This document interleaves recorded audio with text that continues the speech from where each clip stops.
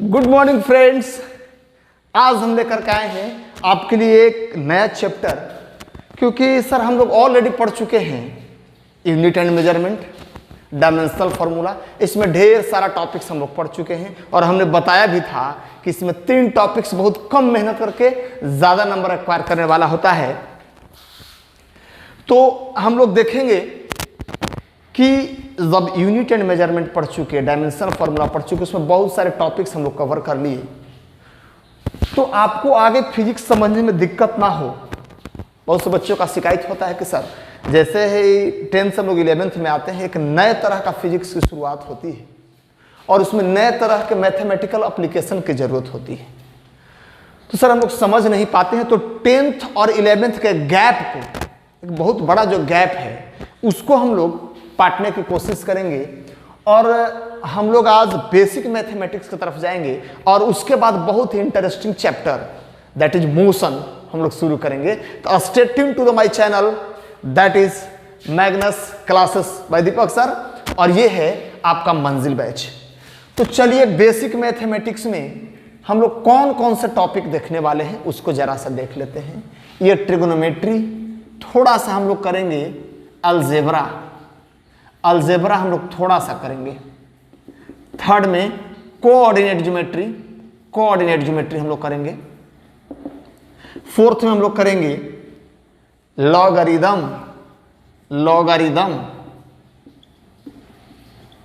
और तब उसके बाद हम लोग 5th में करेंगे कैलकुलस। इसमें आएगा डिफरेंशिएशन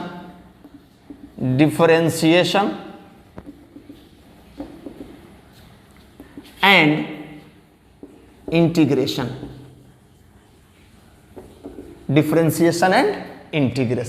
ये चीज आएगा। और 6th में हम लोग पढ़ेंगे वेक्टर। तो ये 6 टॉपिक हम लोग टच करेंगे और केवल टच करेंगे ताकि आपको एलिमेंट्री मैथमेटिक्स का नॉलेज हो जाए। हाँ, जो मैथमेटिक्स वाले हैं वो आगे चल के इन सारी चीज़ों को समझ पाएंगे जब वो मैथमेटिक्स पढ़ेंगे, लेकिन नीट वालों को ये सारा चीज़ें याद रखना होगा, बिल्कुल याद रखना होगा। क्यों? क्योंकि मैथमेटिक्स वालों को ये बाद में पढ़ने के लिए मिलेगा physics, I should say in mathematics, but right from the first chapter we shall start the concept of differentiation and integration from the chapter number 1 of actually chapter number 1 that is motion।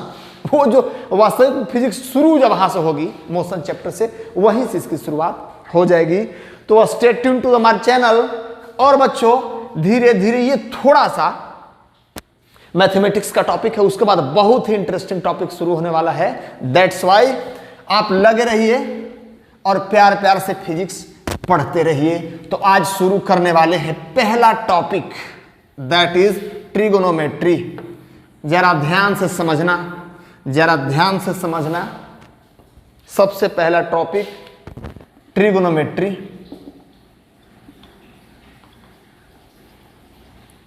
आप pen और copy लेकर के बैठोगे इसलिए कि आप साथ में नोट्स बना सको।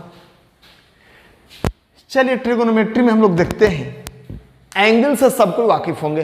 What is angle? हाँ सर 6, 7, 8 में पढ़ चुके हैं। जब 2 रे का इनिशियल पॉइंट कॉमन हो तो एंगल बनता है। ये माइनर एंगल है और ये मेजर एंगल है। एक छोटा एंगल भी बन सकता है, बड़ा एंगल भी बन सकता है, दोनों बराबर भी बन सकते हैं।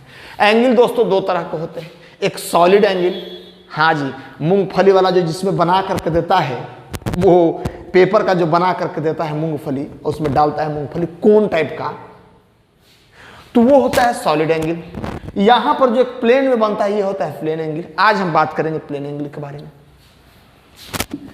चलिए, तो जब एंगल है, यहां पर ध्यान देंगे हम लोग, ये जब एंगल है, 2 रे का इनिशियल पॉइंट कॉमन है, ये एंगल है, ये ए है, ये ओ है और ये बी है। ए ओ बी के मेजरमेंट को ही हम लोग एंगल कहते हैं। इसको जनरली थीटा से डिनोट करते हैं। ये सब तो चीज समझते हैं सर, जनरली किससे डिनोट करते हैं? थीटा से। आइए चलते हैं एंगल मेजरमेंट के थोड़ा सा इसको आगे बढ़ाते हैं और देखते हैं क्या सर एंगल मेजर हो सकता है। हाँ तो बिल्कुल हो सकता है। 7 बेसिक यूनिट में नहीं था, सप्लीमेंट्री यूनिट में या सप्लीमेंट्री फिजिकल क्वांटिटी में। हाँ सर यही तो 2 था, एक सॉलिड एंगल और एक प्लेन एंगल। तो हम लोग आज देखेंगे प्लेन एंगल का टॉपिक शुरू किए हुए हैं। बहुत तरह के एंगल होते हैं, एब्ट्यूज होते हैं, एक्यूट होते हैं, बहुत तरह के एंगल होते हैं, ये सारी चीजें आप समझते होंगे। यहां पर हम लोग देखते हैं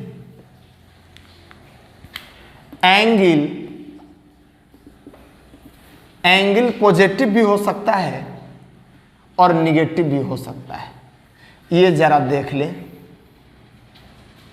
जब अपोजिट डायरेक्शन में एंगल, ये है स्टेशनरी रे और ये है रिवॉल्विंग रे, ये रे घूमता है और ये रे रुका हुआ रहता है। जब ये रिवॉल्विंग रे एंटी क्लॉकवाइज घूमे तब जो एंगल यहां पर बनता है, मान लिया ये ए है, ये बी है, तो एंगल जो फॉर्म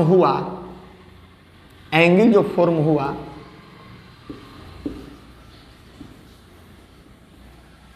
ये पॉजिटिव कहलाएगा। और अगर ये क्लॉकवाइज घूमता हो रिवॉल्विंग रे, तो जो एंगल बना वो निगेटिव होगा। हाँ सर ये तो समझ गए। अब ट्रिगोनोमेट्री में एक चीज याद रखना, किसी भी मेजरमेंट का एंगल हो सकता है। जब एक बार घूमे 360 डिग्री, 2 बार घूमे 720 डिग्री, इसी तरह से जितना बार आप घुमाते हैं उतना बार किसी मेजरमेंट का एंगल संभव है। ज्योमेट्री की तरह केवल पॉजिटिव नहीं, निगेटिव एंगल भी संभव है। इधर से इधर घूमे तो निगेटिव एंगल। आगे बढ़ते हैं और देखते हैं कि सर पॉजिटिव एंगल भी हो सकता है और निगेटिव एंगल भी हो सकता है। बिल्कुल हो सकता है। पॉजिटिव एंगल कब होगा? जब क्लॉकवाइज घूमेगा तब। और निगेटिव एंगल कब होगा? जब ये एंटाई क्लॉकवाइज, और ये निगेटिव के लिए क्लॉकवाइज। एंटी क्लॉकवाइज घूमे तो पॉजिटिव और क्लॉकवाइज घूमे तो निगेटिव। ये जरा हम लोग देख लिए। आगे बढ़ते हुए हम लोग देखेंगे सर इस एंगल को मेजर करने का कुछ उपाय भी है। कहता है हाँ जी, सिस्टम ऑफ मेजरमेंट पे आते हैं। सिस्टम्स ऑफ मेजरमेंट क्या है? Systems of measurement sir distance को मेजर करने के लिए कोई फुट का इस्तेमाल करता था, कोई सेंटीमीटर का इस्तेमाल करता था। हम लोग तो सर हाथ से माप लेते थे, और कोई एमके सिस्टम में मीटर का इस्तेमाल करता था। क्या इसके भी सिस्टम है? ये तो सप्लीमेंट्री फिजिकल क्वांटिटी है, तो इसके भी सिस्टम्स ऑफ मेजरमेंट है। सिस्टम्स ऑफ मेजरमेंट में पहला इसका देखेंगे सेक्साजेसिमल सिस्टम है, और इससे आप डेफिनेटली वाकिफ होंगे। सेक्साजेसिमल सिस्टम में क्या है जरा देख ली।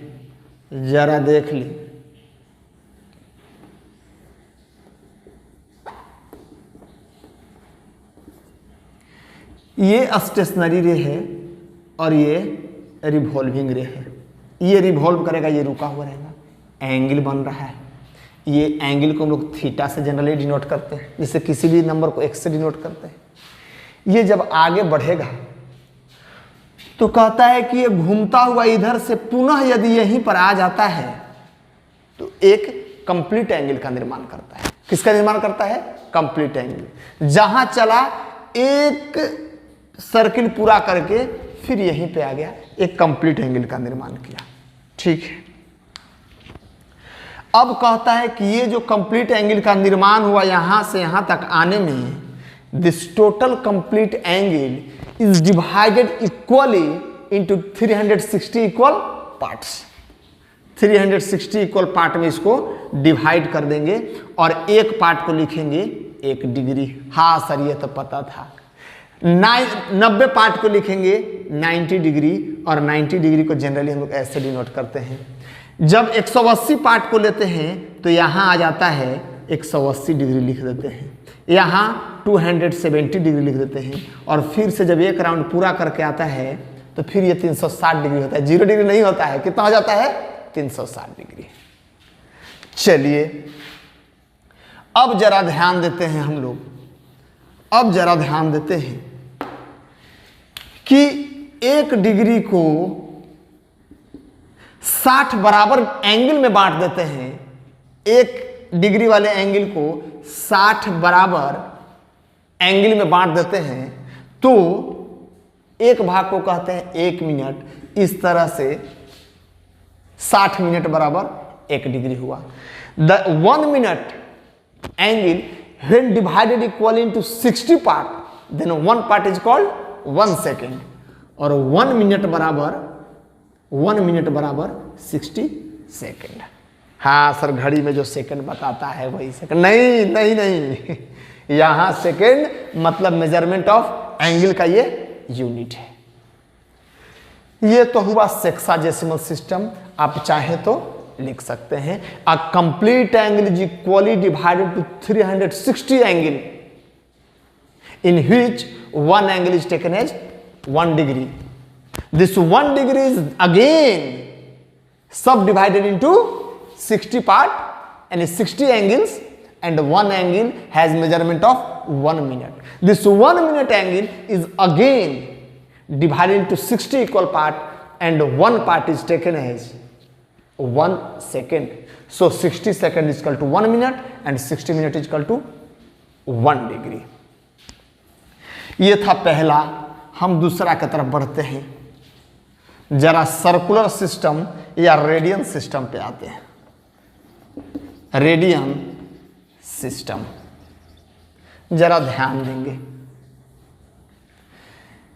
ये है आपका स्टेशनरी रे, और ये है रिवॉल्विंग रे। कहता है ये ए है और ये बी है और ये ओ है। एक दूसरा सिस्टम इसके मेजरमेंट के लिए हम लोग विचार करेंगे। एंगल को थीटा से डिनोट करते हैं, एंगल के मेजरमेंट को। अब ए बी जो है, ए बी क्या है, एक आर्क है। इसका मान लिया length, measurement of length A B, या length of arc A B is equal to L. ये एल है। हाँ जी, आर्क इधर से हमेशा पढ़ते हैं। इसको ए बी आर्क कहेंगे, बी आर्क कहेंगे तो ये वाला हो जाएगा बी आर्क। ये ए बी आर्क कोई नहीं बोलेगा, ये उल्टा डायरेक्शन है। ए बी आर्क ये है। आर्क ए बी का लेंथ एल है, और इस जो रोटेट रिवॉल्व कर रही है स्टेशनरी रे है, दोनों का लंबाई सेम होगा, because this is the radius of the given circle. इसको हम लोग जनरली आर से डिनोट करेंगे। तो रेडियस बराबर लिख देंगे, रेडियस बराबर आर। अब कहता है कि theta directly proportional to L. L बढ़ेगा तो थीटा बढ़ेगा, एल बढ़ेगा तो थीटा बढ़ेगा। एल को जितना गुना कर दे थीटा उतना गुना होगा। शर्त यह है कि उस समय आर कांस्टेंट होना चाहिए। But theta is inversely proportional to the radius. अगर एल को कांस्टेंट रखें, एल को उतना ही रखो जितना ये है,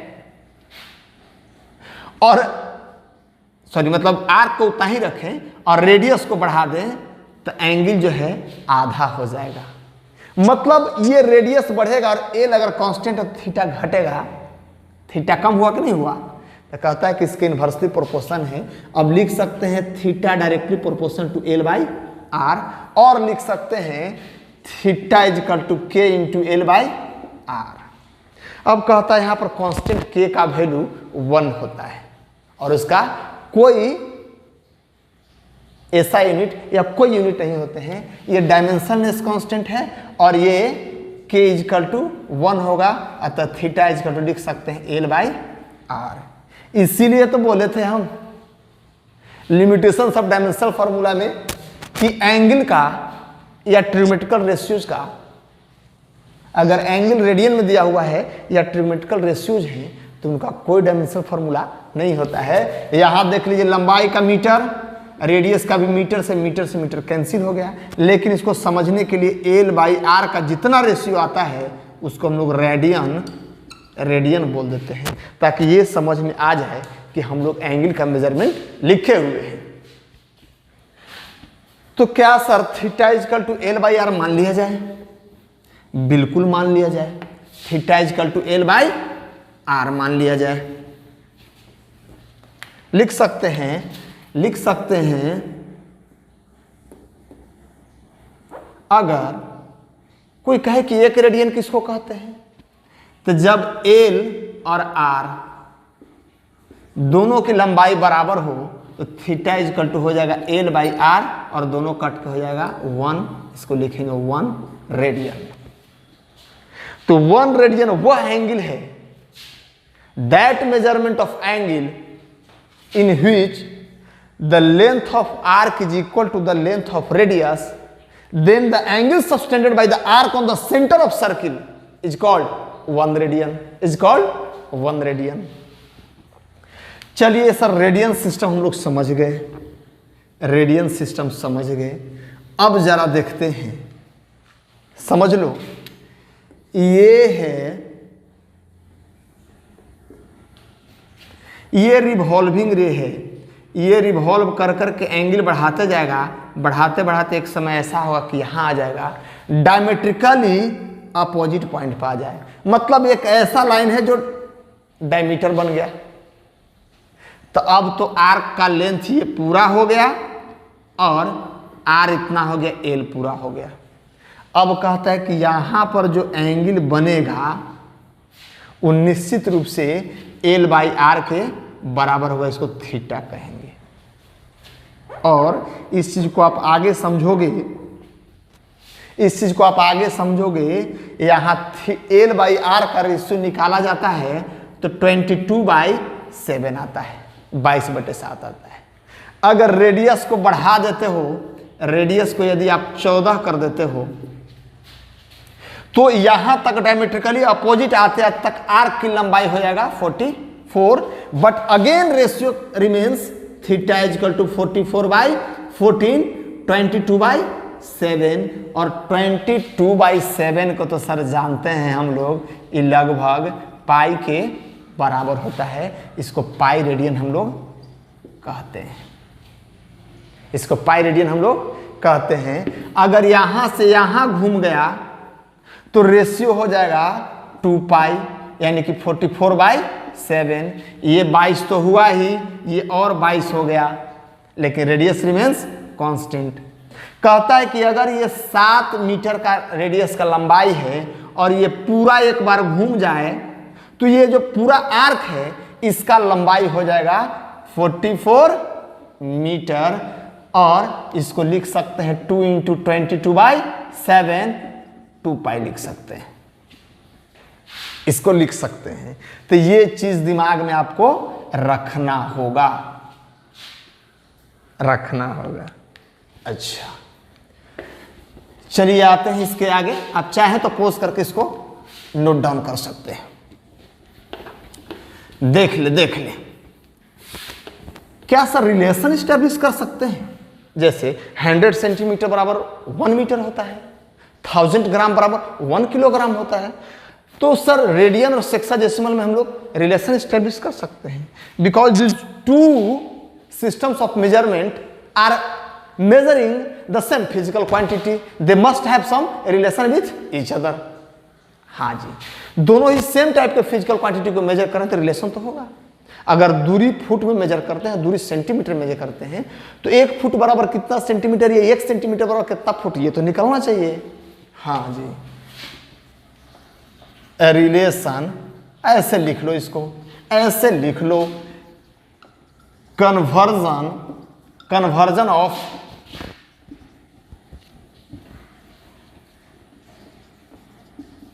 सिस्टम का कन्वर्जन, रेडियन टू सेक्साडेसिमल या सेक्साडेसिमल टू रेडियन।